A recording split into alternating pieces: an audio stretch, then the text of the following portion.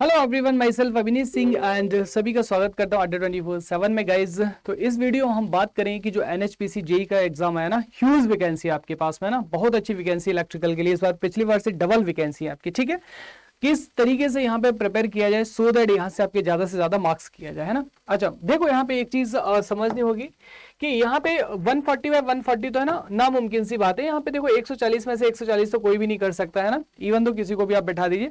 But यहाँ पे अपन क्या कर सकते हैं, इसको मैक्सिमम स्कोर तो कर सकते हैं गाइस। तो यहाँ से हमें स्कोर कैसा करना है, मैक्सिमम टू मैक्सिमम स्कोर करना है ना।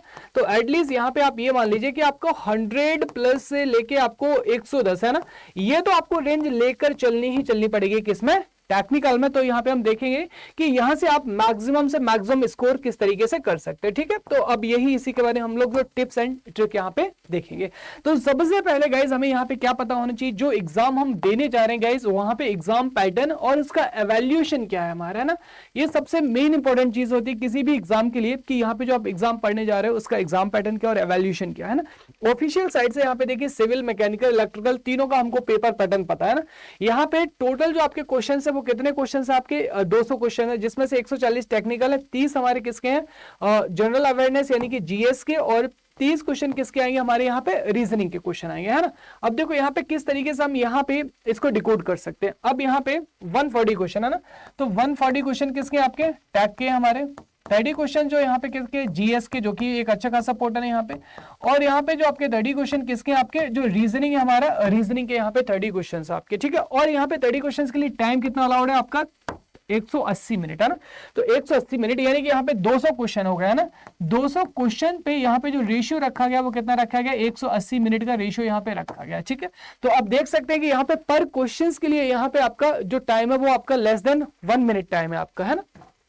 तो अब यहाँ पे लेस देन 1 मिनट टाइम है आपका। ठीक है, अब इसके आगे हम यहाँ पे और बात करेंगे, इसको डिकोड करेंगे, लेकिन उससे पहले हम जान लें सर यहाँ पे जो एग्जाम का सिलेबस क्या रहने वाला है ना, क्योंकि यहाँ पे एग्जाम का सिलेबस जानने के बाद ही आपको मैं टिप्स एंड ट्रिक बता पाऊंगा।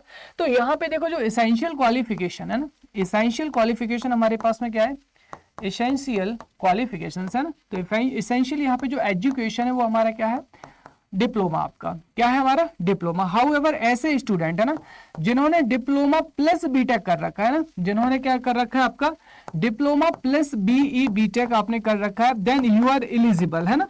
लेकिन अगर आपने ओनली बीई बीटेक डायरेक्ट किया then you are not eligible for this post. अब देखो यहाँ पे जो सिलेबस है इनमें क्या लिखा है, एसेंशियल डिप्लोमा लिखा है ना। तो यहाँ पे जो सिलेबस है ना किसके अराउंड रहेगा आपका, सिविल, मैकेनिकल, इलेक्ट्रिकल के लिए।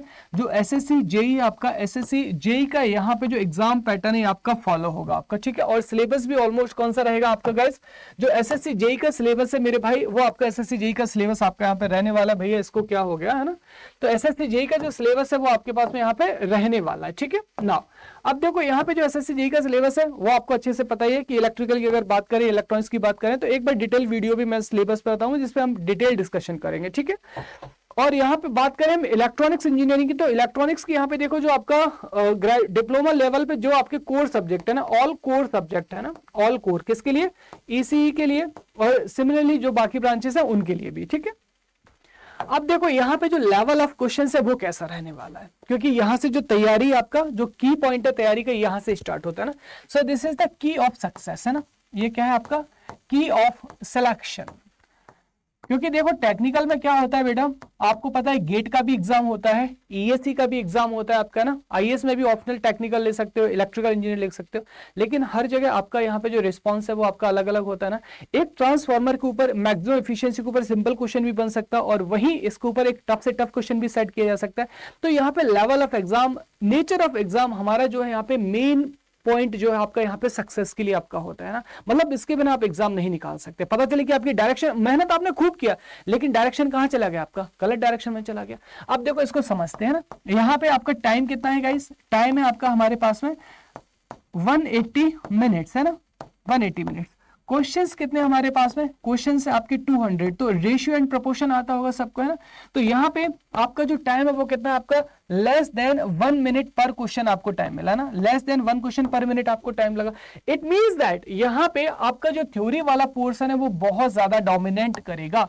तो लगभग यहाँ पे जो गाइस थ्योरी आएगी अपने पास में, थ्योरी कहां पे मिलेगी, लगभग 70% जो थ्योरी वाले क्वेश्चन है वो आपको देखने को मिलेंगे। 20% में आपके जो न्यूमेरिकल्स रहेंगे आपके ना, न्यूमेरिकल्स लिखने कैसे रहेंगे आपके मीडियम लेवल ले सकते हो, फिर एवरेज लेवल ले सकते हो। बाकी जो 10% आपके क्वेश्चन है वो आपके एक्सीलेंट लेवल के क्वेश्चन आपको देखने को मिलेंगे, बिकॉज ये क्वेश्चन किस लिए, लूप होल में एग्जामिनर आपको फंसाता है। अब यहाँ पे इलेक्ट्रिकल मशीन जैसे बात करें सब्जेक्ट की ना, तो यहाँ पे एक बहुत अच्छी खासी थ्योरी तैयार हो जाती है। अगर पता है तब तो अच्छे से कर लोगे, नहीं पता है तो गया काम गड्ढे में, है ना, गई गाड़ी हमारी गड्ढे में। तो अब यहाँ पे जो थ्योरी वाली पोर्शन है आपको बहुत ही अच्छे से यहाँ पे क्या करना पड़ेगा, प्रिपरेशन करना पड़ेगा। सो दैट्स व्हाई तभी मैं आपसे कह रहा था कि ये क्या है बेटा, this is the key of selection होता है हमारा। अब यहाँ पे बात करें सर, यहाँ पे हाउ टू प्रिपेयर, हम कैसे प्रिपेयर कर सकते हैं। अब देख लिए यहाँ पे बात करेंगे हम, अगेन जो की होता है हमारा वो क्या होता है आपका बेसिक कॉन्सेप्ट, है ना, बेसिक कॉन्सेप्ट। अब जो बेसिक कॉन्सेप्ट है हमारे, है ना, तो बेसिक कॉन्सेप्ट अब देखिए किस तरीके से बन सकते हैं। या तो आप यहाँ पे जो सेल्फ है हमारा, सेल्फ बुक है ना, सेल्फ प्लस यहाँ पे क्या कर रहे हैं आप, जो बुक्स है ना, स्टैंडर्ड बुक्स है ना, इनसे पढ़ाई कर रहे हैं। और दूसरा यहाँ पे अंडर द गाइडेंस, है ना, यहाँ पे जो गाइडेंस है आपका, अंडर द गाइडेंस अगर आप यहाँ पे प्रिपरेशन कर रहे हो, तो it will depend on you and only you. अगर आपको लगता है कि आप सेल्फ कर सकते हैं बेसिक से एडवांस कॉन्सेप्ट तक, तो आप यहाँ पे इस रास्ते जा सकते हैं। बट आपको पता है कि यहाँ पे मुझे भाई सिलेक्शन चाहिए और मुझे 101% सिलेक्शन लेना ही लेना और मेरे कॉन्सेप्ट कमजोर नहीं, तो यहाँ पे अड्डा 24/7 की साइट पे जो एनएचपीसी का बैच है, यहाँ से आप जो एनरोल कर सकते हैं, जहां पे मैं आपको डायरेक्टली अपनी गाइडेंस में पढ़ाऊंगा गाइस। और यहाँ पे पिछली बार आपके बहुत सारे जो सिलेक्शन थे वो सीधे सीधे यहाँ से आपके जो बैच है इनमें से देखने को मिले थे हमें। ओके चलो, तो अब मैं आपको बता दूं फटाफट से यहाँ पे कि किस तरीके से गाइस आपको यहाँ पे एनरोल करना है। ठीक है, आपको सिंपल क्या करना है, अड्डा 24/7 की साइट ओपन करना है, ऑल कोर्सेस में जाएंगे, तो यहाँ से एजेई को सिलेक्ट करके अपनी जो ब्रांच इलेक्ट्रिकल इसको सिलेक्ट कर लेंगे। ठीक है, या फिर यहाँ पे सिंपली है ना आप क्या करेंगे, सर्च कर लेंगे, सिंपली यहाँ पे ना एंटर कोर्स नेम डाल देंगे, यहाँ पे क्या डाल देंगे, एनएचपीसी, है ना, सिंपल एनएचपीसी आप यहाँ पे डाल दीजिएगा। और देखिए यहाँ पे आपके सामने सर्च होकर आ जाएगा, तो आपको क्या सिलेक्ट करना है यहाँ पे, NHPC electrical engineering selection batch. ठीक है, इस पे आप जैसे क्लिक करेंगे यहाँ पे एनएचपीसी का बैच आ जाएगा। यहाँ पे देख सकते हैं कि मेरी गाइडेंस में आपको यहाँ पे रहना है। अब यहाँ पे आपको सिंपल क्या करना है, कोड यूज करना है। ठीक है, अब कोड यूज के लिए यहाँ पे व्यू ऑफर्स पे जाएंगे। अब मैं यहाँ पे आपको एक मैजिकल कूपन कोड बता रहा हूँ। ठीक है, आपको यहाँ पे एक मैजिकल कूपन कोड बता रहा हूँ, आपको यहाँ पे Y433 ये कोड आपको यहाँ पे अप्लाई करना है। जैसे ही आप कोड अप्लाई करेंगे, आप देख रहे हैं कि यहाँ से आपका जो डिस्काउंट हो गया मात्र कितना रहेगा आपका, 2400 रुपए रह गया। कितना रहेगा गाइस यहाँ पे, 2400। तो कोड कौन सा यूज करना है, Y433।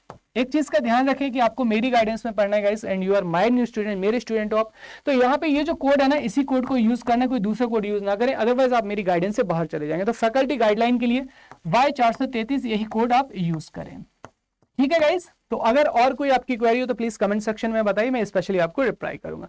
सभी लोगों को गाइस तहे दिल से बहुत बहुत धन्यवाद। अगर स्ट्रेटजी अच्छी लगी तो प्लीज लाइक एंड शेयर कीजिएगा। Thank you guys.